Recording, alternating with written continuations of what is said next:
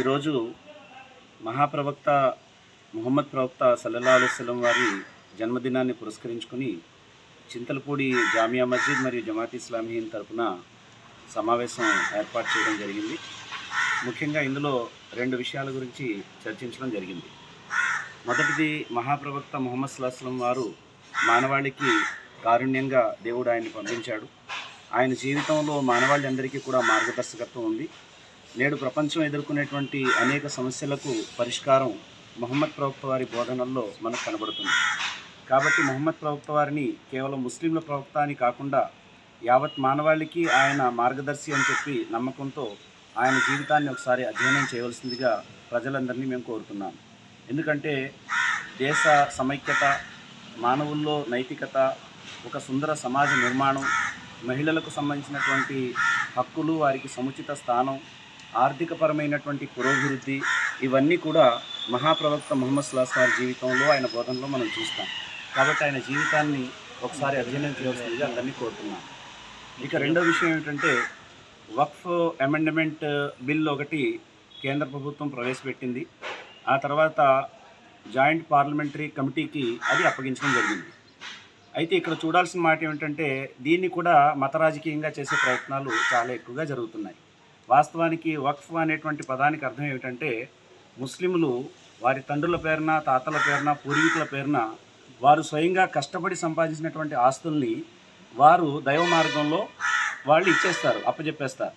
వాళ్ళ స్వార్జితం అది. ఆ స్వార్జితమైనటువంటి ఆస్తుల్ని కాపాడడం కోసం వక్ఫ్ బోర్డు ఏర్పాటు చేయడం జరిగింది. ఈ వక్ఫ్ బోర్డు ఏం చేస్తుందంటే, ప్రభుత్వం నుంచి తీసుకున్న సొమ్ములు ఏమీ అందులో ఉండవు.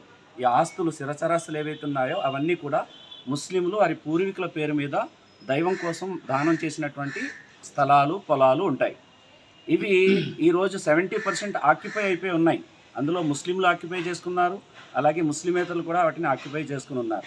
ఎలాగైతే హైందవ సమాజంలో దేవుని మాన్యాలు అని చెప్పి పూర్వీకులు ఇస్తారో, అలాగే ముస్లింల్లో వక్ఫ్ అని చెప్పి వాళ్ళ స్వార్జితమైనటువంటి ఆదాయాలను ఇస్తారు. కానీ దీన్ని ఏం చేశారంటే, దీన్ని మతం రంగు పులివి వక్ఫ్ బోర్డు బిల్ ఏదైతే ఉందో దాన్ని పాస్ చేయాల్సిందే అని చెప్పి ఒక వర్గం ప్రయత్నం చేయడం, వక్ఫ్ బోర్డు ఆస్తుల్ని రక్షించాలి, ఈ బిల్లు రద్దు చేయాలని చెప్పి మరో వర్గం ప్రయత్నం చేయడం, దీన్ని ఒక మత విద్వేషాలకు సంబంధించినటువంటి కారణంగా దీన్ని నెరేటివ్ చేసేటువంటి ప్రయత్నాలు జరుగుతున్నాయి. దయచేసి ముస్లింలకు, అలాగే మా హైందవ క్రైస్తవ సోదరులందరికీ మేము ప్రస్తావించేది ఏంటంటే, మన రాజ్యాంగంలో మతపరమైనటువంటి స్వేచ్ఛ అందరికీ ఉంది. ముస్లింలు వారి మతపరంగా ఇచ్చుకున్నటువంటి దాన ధర్మాలు ఏవైతే ఉన్నాయో, స్థిరచరాస్తులు, పొలాలు ఏవైతే ఉన్నాయో, ఈ ప్రాపర్టీస్ ముస్లింల యొక్క అభివృద్ధి కోసం పెద్దలు ఇచ్చినటువంటి దానాలు. వాటిని ముస్లింల అభివృద్ధి కోసం ఉపయోగించడం ఎలాగూ జరగడం లేదు. కానీ ఇప్పుడు ప్రభుత్వం దాన్ని ఆక్యుపై చేసుకుని అవి తీసుకెళ్లి పెత్తందారులు ఎవరైతే ఉన్నారో అదానీ, అంబానీ వాళ్ళకి అప్పచెప్పే ప్రయత్నాలు చేస్తున్నారు. కనుక మీరు మనసు కలిగిన వాళ్ళు కాబట్టి ముస్లింలు యొక్క ఈ బాధని, మనోభావాల్ని అర్థం చేసుకుని వక్ఫ్ అమెండ్మెంట్ యాక్ట్కి ముస్లింలు ఏ విధంగా అయితే వ్యతిరేకంగా ప్రయత్నం చేస్తున్నారో, మరి సజ్జనులైనటువంటి, లౌకికవాదులైనటువంటి, రాజ్యాంగాన్ని పరిరక్షించాలనేటువంటి ముస్లిమేతర సోదరులు, సోదరిమణులు కూడా ముస్లింలకు సహకరించండి.